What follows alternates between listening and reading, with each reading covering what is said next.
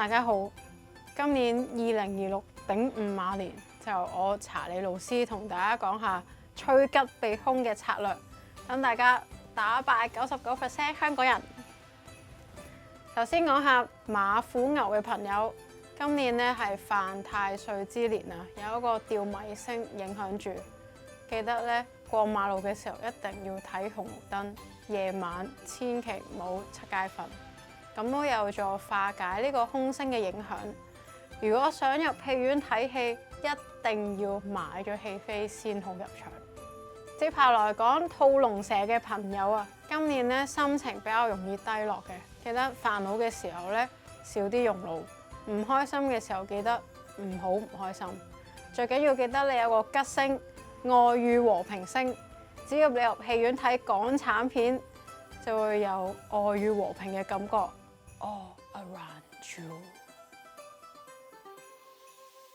屬羊猴嘅朋友，真心有一個臨病星，千祈咧唔好食過期嘅食物，冬天着多2件衫，都有助幫助化解呢個凶星嘅影響。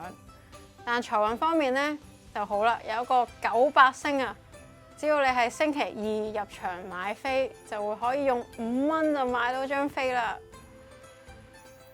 最後到雞狗豬嘅朋友，記得落雨一定係要擔遮，如果唔係咧係一定會淋濕噶。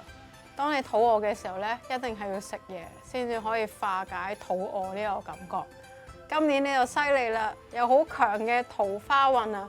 只要你入戲院睇戲，就會有一班觀眾同你一齊去睇戲。我哋不如俾一廠同事睇下觀眾係點樣開年啦。入完場睇咩戲啊？夜王啊！哦，夜王係咩驅使你入場睇戲？係愛同埋責任咯。愛同責任。支持港產片啊嘛。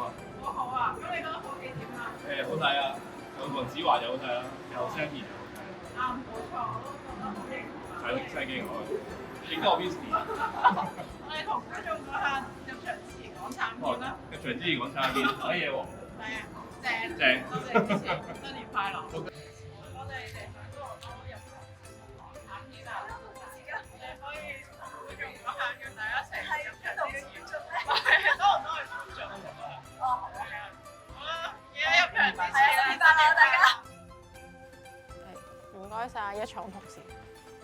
咁咧，最後講一個終極開運攻略俾大家。只要大家喺下邊留言，你有邊套港產片想睇，呢個 post 會馬上多個留言，戲院都會知道可以上映邊啲港產片啊！祝大家馬上有戲睇，好事成雙，新年快樂！